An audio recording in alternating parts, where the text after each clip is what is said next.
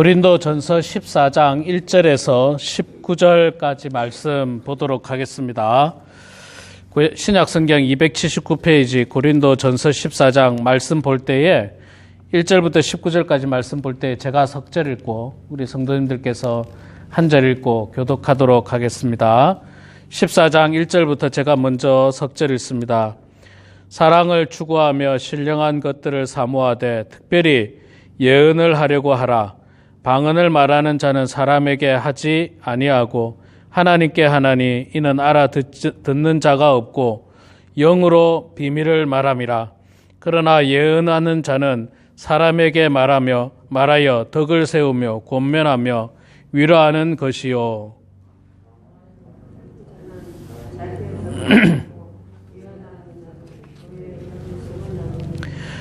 나는 너희가 다 방언 말하기를 원하나 특별히 예언하기를 원하노라. 만일 방언을 말하는 자가 통역하여 교회의 덕을 세우지 아니하면 예언하는 자만 못하리라. 그런즉 형제들아, 내가 너희에게 나아가서 방언으로 말하고 계시나 지식이나 예언이나 가르치는 것으로 말하지 아니하면 너희에게 무엇이 유익하리요? 혹 필이나 검은고와 같이 생명 없는 것이 소리를 낼 때에 그 음의 분별을 나타내지 아니하면 필이 부는 것인지 검은고 타는 것인지 어찌 알게 되리요?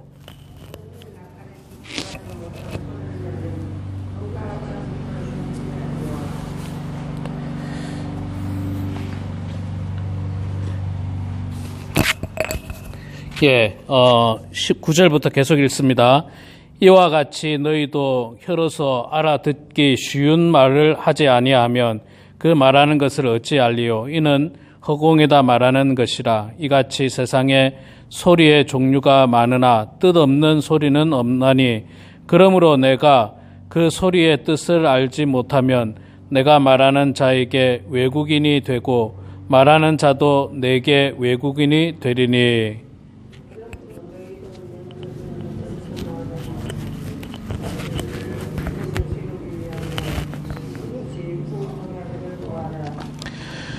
그러므로 방언을 말하는 자는 통역하기를 기도할지니 내가 만일 방언으로 기도하면 나의 영이 기도하거니와 나의 마음은 열매를 맺지 못하리라. 그러면 어떻게 할까? 내가 영으로 기도하고 또 마음으로 기도하며 내가 영으로 찬송하고 또 마음으로 찬송하리라.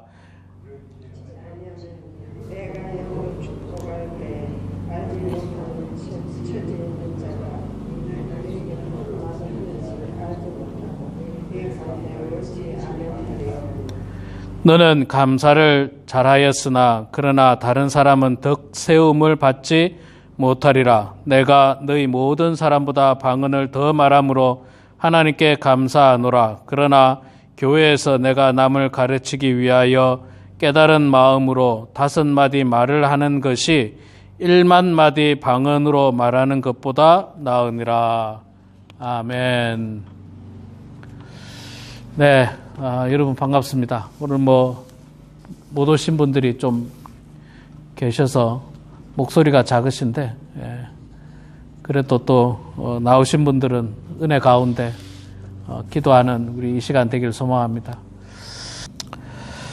자, 오늘 우리 고린도전서 14장 말씀을 보고 있습니다. 고린도전서 14장은 13장, 12장부터 나오는 그 교회 안의 은사에 대한 이야기죠. 은사. 교회 안에서의 은사. 다양한 은사가 있다라고 이야기를 하고 있습니다. 병 고치는 은사, 예언의 은사, 방언의 은사, 가르치는 은사, 기타 등등 다양한 성령의 은사가 있습니다. 자, 그 중에서도 제일은 어떤 은사라고요?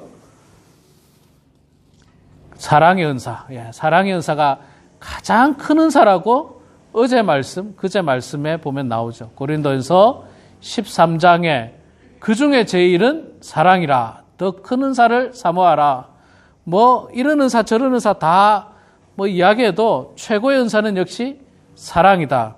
자, 그런데 아마도 고린도 교회 안에 방언의 은사를 하시는 분들이 많았던 것 같아요.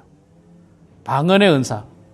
그래서 오늘은 14장에서는 방언과 예언의 은사에 대해서 이야기하는데 특히 방언의 은사에 대해서 주의사항을 좀 이야기해 주고 있습니다. 주의사항.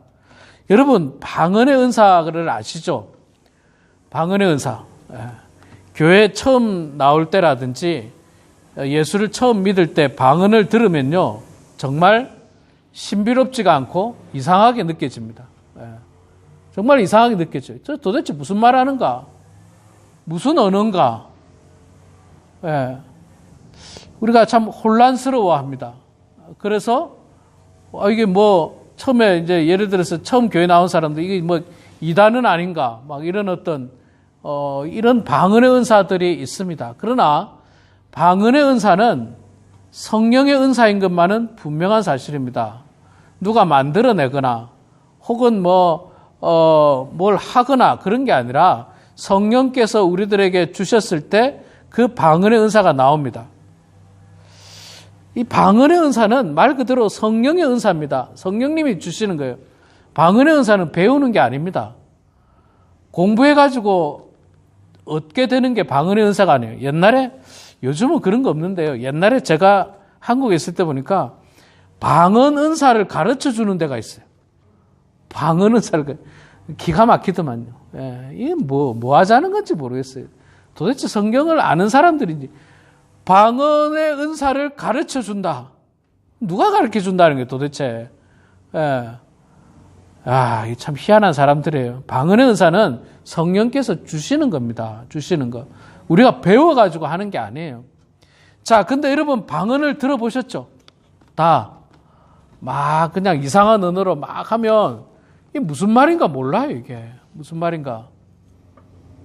그래서 오늘 말씀에도 사도 바울도 이야기해요. 굉장히 알아듣는 사람이 없어서 당황할 수 있다. 당황할 수 있다. 그래서 방언의 은사보다는 예언의 은사를 더 사모하라. 그렇게 이야기하는데, 여러분 여기서 말하는 예언의 은사는요, 꼭 미래에 일어날 일들에 대해서 예언하는, 말 그대로 우리가 일반적으로 이야기하는 미래에 일어날 일에 대해서 이야기하는 것도 예언의 은사고, 하나님의 말씀을 풀어서 말씀을 전해주는 것도 역시 예언의 은사입니다. 그러니까 꼭 미래에 있을, 당신이 어떻게 될 것입니다. 당신 아들이 어떻게 될 것입니다. 이것만 예언의 은사가 아니에요. 하나님의 말씀, 성경 말씀을 해석해주고, 풀어주고, 이야기해주고, 권면하고, 위로하는 것도 예언의 은사에 속하는 겁니다. 이게 대표적으로 뭐냐면 설교예요, 설교. 설교도 결국 예언의 은사예요. 설교이고 또 성도들에게 위로하는 말, 권면하는 말, 이것도 바로 예언의 은사예요, 예언의 은사. 꼭 막 미래에 있을 일만 하는 게 아니에요. 우리가 예를 들어 장례식에 간다. 슬픔을 당한 가정에 갔을 때 위로하는 말 한마디 있잖아요. 그게 예언의 은사예요, 예언의 은사. 하나님의 위로가 함께하길 바랍니다. 힘내세요. 이게 예언의 은사입니다. 이것도 물론 장차 일어날 예언의 말 그대로 예언하는 것도 예언의 은사지만 위로도 예언의 은사예요. 그래서 사도 바울은 3절에 보니까 그러나 예언하는 자는 사람에게 말하여 덕을 세우며 권면하며 위로하는 것이요. 덕을 세우고 권면하고 위로하는 것이다. 그러니까 예언의 은사를 더 사모하라. 그렇게 이야기를 했습니다. 제가 한국에 있을 때 우리 교회에 이제 전도사님 한 분이, 여자 전도사님이 계셨는데, 여자 전도사님이 평소에 방언을 하시는 분이에요. 교회에서 통성기도하고 이러면 멀리서 들어보면 방언으로 기도를 하십니다. 근데 이분이 이제 우리 수련회를 갔는데, 전교인 수련회를 갔는데 앞에서 기도회를 인도하게 됐어요.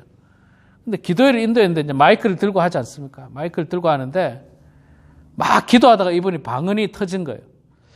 자, 그랬으면 방언이 나오는 건 여러분 이게 잘못된 게 아닙니다. 괜찮습니다. 성령의 은사니까. 그런데 방언이 나왔더라도 그 순간만큼 통성으로 기도할 때 방언이 나오면 좀 마이크를 멀리 한다든지 이렇게 무릎을 꿇는다든지 이래서 좀 자기를 위한 기도, 자기를 위한 기도를 해야 되는데 이걸 이제 마이크에 대고 이분이 이제 막 방언의 기도를 한 거예요. 그래 교인들이 그냥 충격을 받아가지고요. 너무 놀래가지고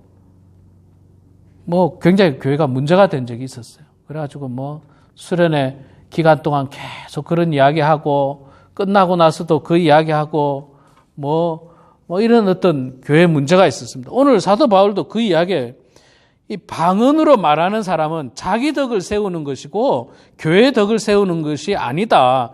그렇게 이야기를 하고 있습니다.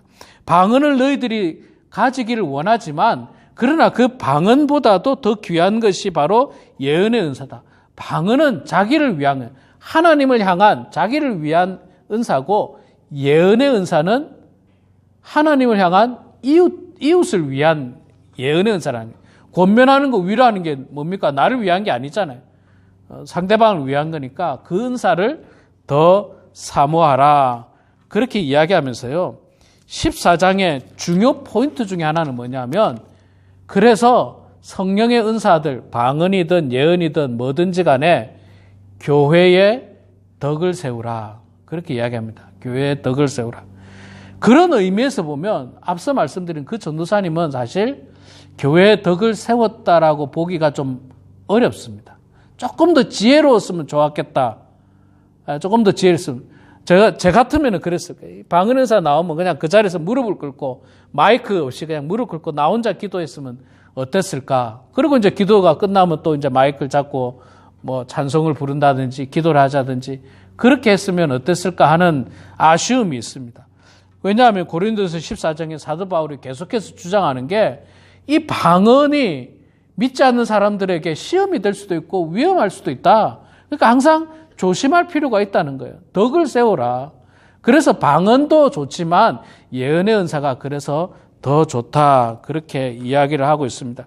자, 그 말씀을 쭉 이야기하다가 이제 마지막에 결론적으로 우리가 안 읽었습니다만은 14장 마지막에 39절 40절에 보면 이런 말씀이 있습니다. 그런즉 내 형제들아 예언하기를 사모하며 방언 말하기를 금하지 말라.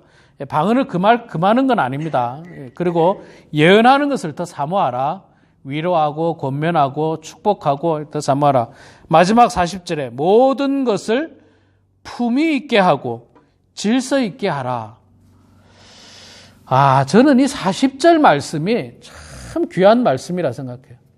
교회에 있는 성령의 역사들, 성령의 은사들을 할 때 어떻게 하라? 품위 있게 하고 질서 있게 하라. 품위 있게 하고 질서 있게 하라. 어떤 분은 보면요, 질서가 없는 분이 있어요. 그냥 막 자기 은혜가 넘쳐가지고 자기가 막 그냥 다 하려고 그러고 막 설치고 막 질서를 다 어지럽히는 거예요. 질서를 다. 교회라는 게 여러분 질서가 있어야 되잖아요. 순서도 있고 과정도 있고 절차도 있고 아무리 좋은 거라도 절차도 있고 과정도 있는데 이런 질서를 따라야 되는데 막 자기 은혜에 그냥 취해가지고 막 질서도 없고 그냥 그래서는 안 된다는 거죠. 그래서는 질서 있게 그 다음에 품위 있게 하라. 사도 바울이 있잖아요. 신앙생활도 말하자면 품위 있게 하라는 거예요. 품위 있게. 여러분 품위 있게 해야 됩니다. 우리의 품위가 어디서 많이 드러나냐면 입에서 드러나요. 말에서 항상 드러나요. 그러니까 말을 품위 없게 하는 사람들이 있어요. 품위 없게 하는 사람들. 그래서 말할 때마다 욕설을 섞는 사람, 사람들 웃기자고 농담으로 음담패설, 농담으로, 웃자고 한 이야기입니다. 웃자고 한 이야기도 품위 있게 해야죠. 품위 있게. 그냥, 저 동창들이나 모여가지고 그냥 하는 이상한 소리, 아주 음란한 소리. 여러분, 음담패설이 있잖아요. 그 웃기는 이야기들이 많잖아요. 그거는 그냥 어디 시장통이나 어디 동창회나 그런 데가 세상 사람들이나 할 이야기고 우리가 구역 예배로 모인다든지 예수의 이름으로 모인다든지 교회 안에서 친교를 나눈다든지 이럴 때는 그런 농담은 여러분 품이 없는 농담이에요. 품이 없는 농담이에요. 아주 저질 농담이에요. 저질 농담. 저질 농담. 그런 농담은 하면 안 됩니다. 가끔 제가 있잖아요. 제가 이렇게 교회에 보면 어르신들 가운데 어디서 이상한 저질 농담을 들어와가지고 그걸 교회에서 하려고 그래요. 나 그거 들을 때마다 참 품이 없다. 참 품이 없다. 너무 안타깝더라고요. 우리 그리스도인들은 품이 있는 그리스도인들이 돼야 됩니다. 아주 젠틀하고 또 아주 친절하고 품격 있는 그런 어떤 성도들이 되어야지 아주 그냥 그냥 아주 그냥 못 배운 사람들 그냥 아주 뭐라 해야 됩니까? 아주 인격적으로 문제가 있는 사람들이 모여서 하는 이야기 그런 이야기를 한다든지 세상 사람들이 모여서 하는 욕을 그냥 입에 달고 산다든지 이런 사람들은 여러분 교회 안에서 그거 품위가 없습니다. 품격이 없어요. 우리가 있잖아요. 예수 믿기 전에는 입에 욕을 달고 살 수도 있고 아주 음란한 말을 달고 살 수도 있는데 예수 믿었으면 변해야 되죠. 언어 생활이 변해야 됩니다. 언어 생활이 변해야 돼요. 자, 그리고 더 나아가서 심지어는 성령의 은사조차도 품위 있게 또 질서 있게 하라는 겁니다. 내가 그냥 은혜에 취했다고 내 마음대로 막 질서도 없고 뭐도 없고 막 주여 막 그냥 예배 시간에 외치고 내 은혜에 취해가지고 내 마음대로 하는 거는 그거는 무질서함과 교회에 덕을 끼치지 못한다는 거예요. 바울이 오늘 말씀해 보면요 계속해서 반복하는 게 교회에 덕을 끼치라. 교회에 덕을 끼치라. 교회에 덕이 되게 하라. 그런 말씀을 4번인가 반복하고 있어요. 14장에서.